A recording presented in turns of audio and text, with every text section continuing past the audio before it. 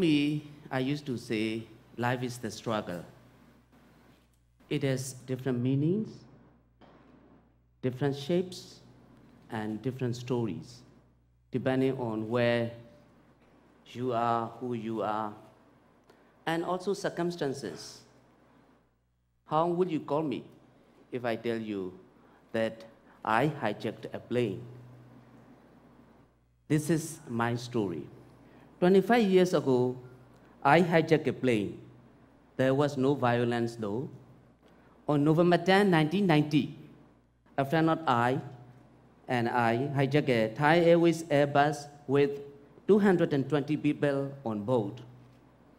We were just student activists, both 21, 22 years old, exiled with other students who left the country away from their dears and nears after a military crackdown in 1988.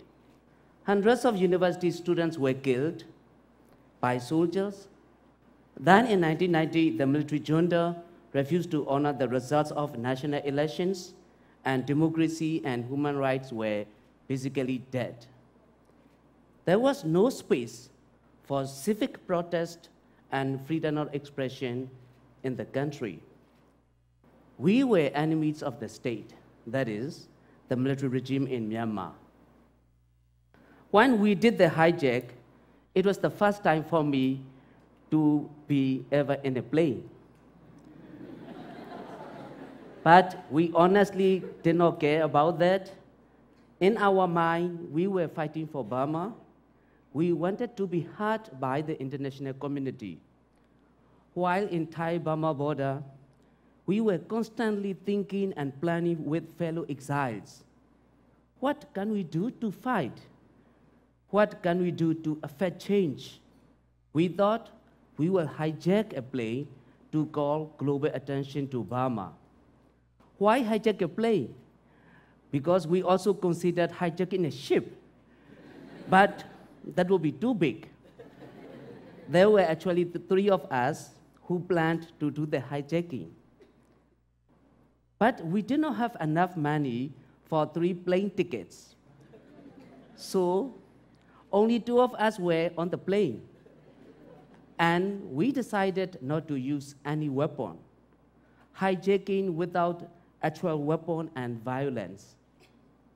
When we announced the hijacking, 20 minutes into the flight, my companion stood in the middle of the plane.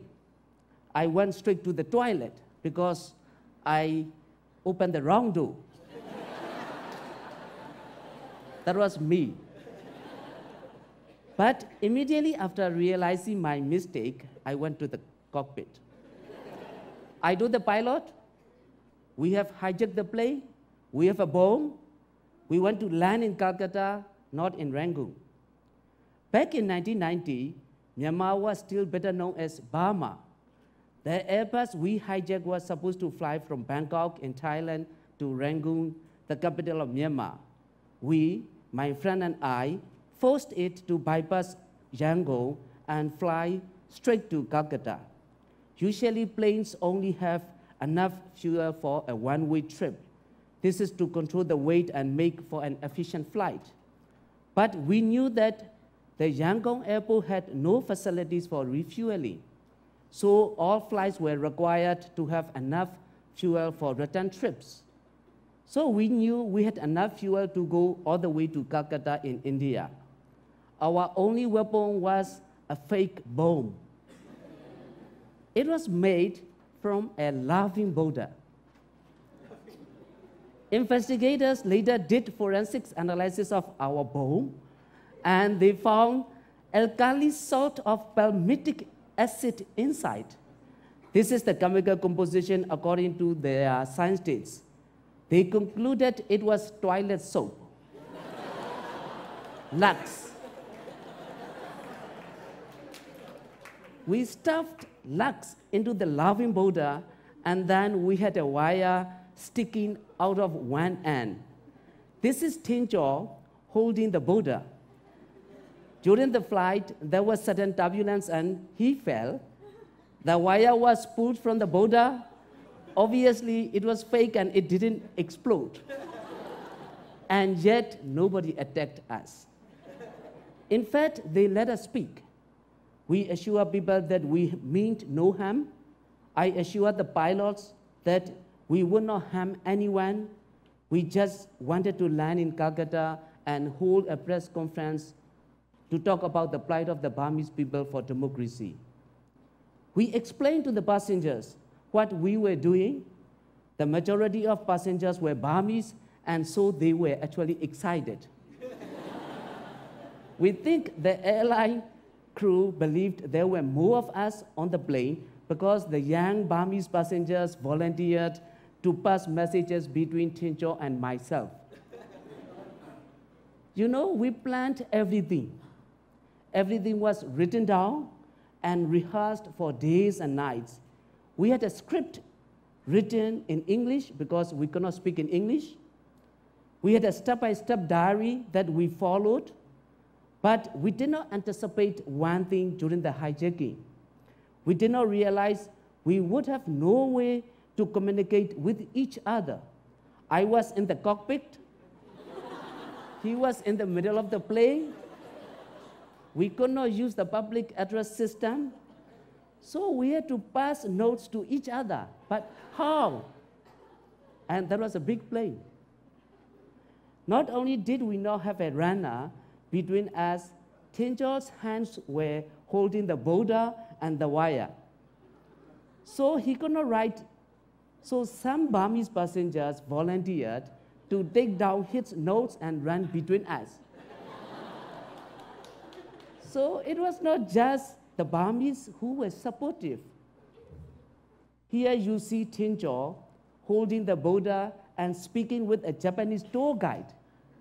The man volunteered to translate our message for the Japanese passengers.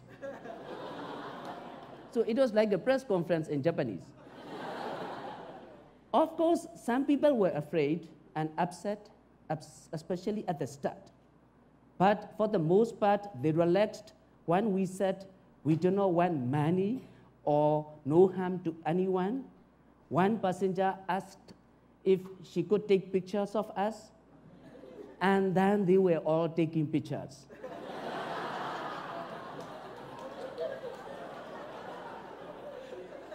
One old Burmese woman passed us a note saying, "Young man, do what you have to do. I will sleep."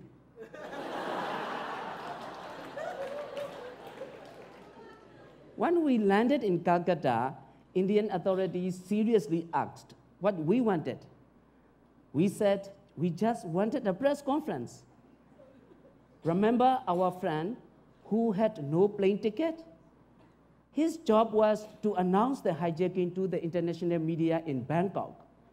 So by the time we landed in Calcutta, the press was already waiting.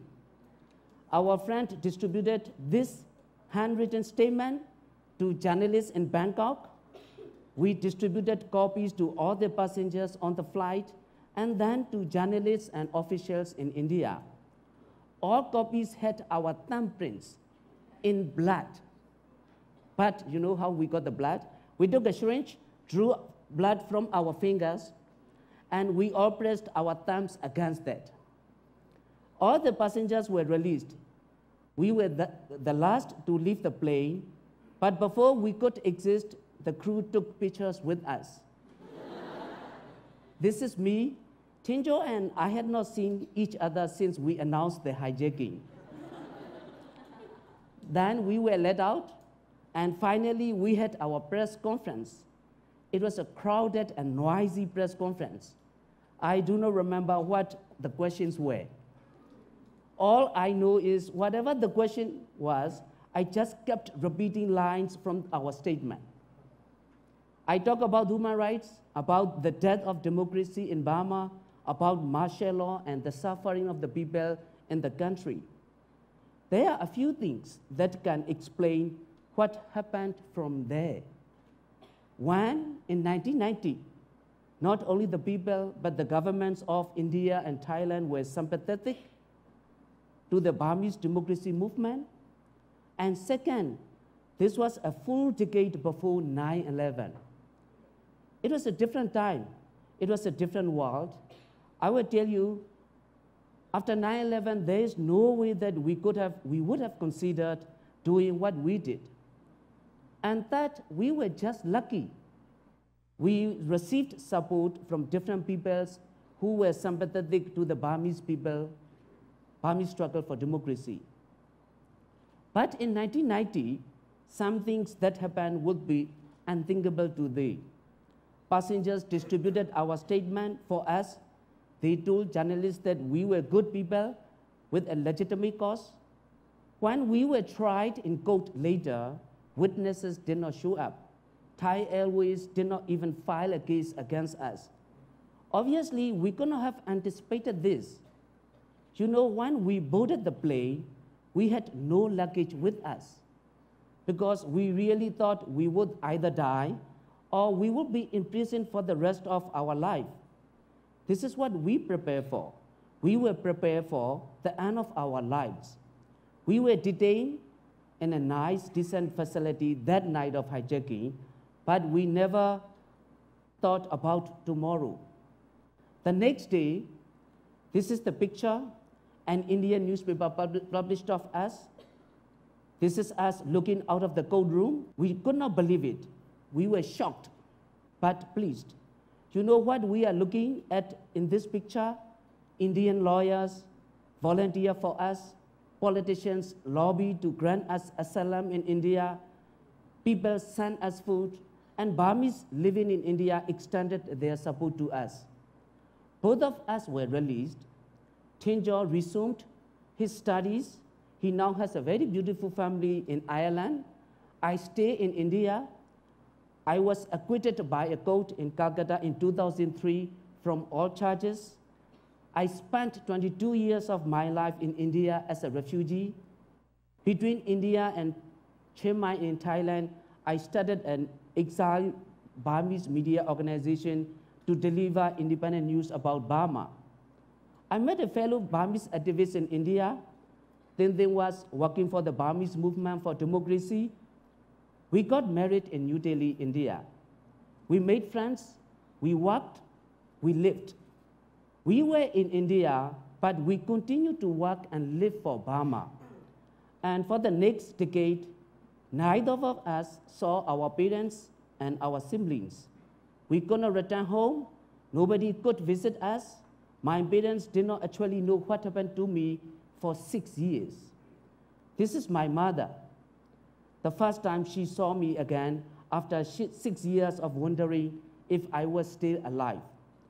When I returned to Burma 3.5 years ago, my lawyer, who is my second mother in India, gifted my mother with a frame of pictures, moments of my life that my mother had missed.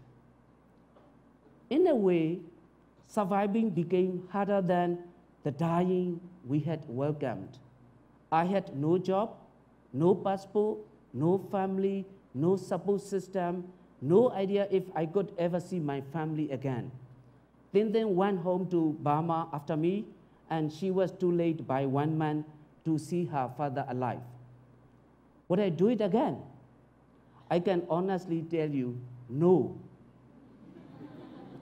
The hijacking was easy. The struggle afterwards was much, much harder, which is probably why we call this struggle. But I know and will always know why we did what we did.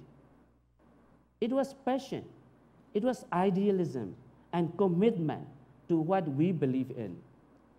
If you are passionate and committed to fundamental principles in life, you are always ready to face the life and even death. We were young, but ready to die for a press conference, ready to sacrifice our lives, to be hurt by others. We survived with the support of the people in India and the international community. But I also lived to recognize that today we have more rooms to be heard. We do not necessarily have full press freedom, free expression, or complete human rights. But our ability to express, to report, to now be heard, over internet, mobile technology, or social media really helps a lot in making it hard to justify resorting to violence to send a message. But there are two sides to that. It is now easy to speak. The real question is, with everything out there, how good is everybody in listening? I was ready to die while I hijacked the plane. What saved our lives was people trying very hard to listen us. Passion and courage can make you do extraordinary, maybe even foolish things. It takes courage to speak, but if there is one thing I would like you to take home from this talk, it is this: listening is also very powerful. I do not intend for this talk to be about us who had a message.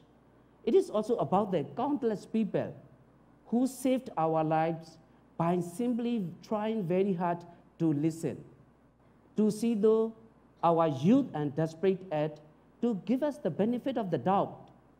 Listening can save lives. It can change the world. I'm just speaking for myself. This has been my journey, and this has been my lessons. Thank you for having me.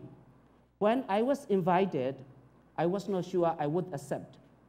Then I saw the letter we distributed, and I realized maybe I will just go and tell you a story, and you can make your own reflections. And then I saw the date we wrote the statement. Look at the date, October 11.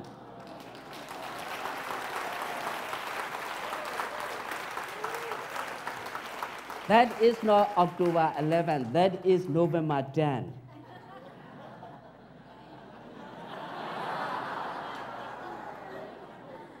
On November 10, 1990, two young, foolish Burmese students had a message, and countless people listened.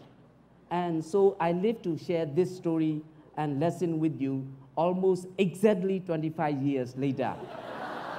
Thank you for listening.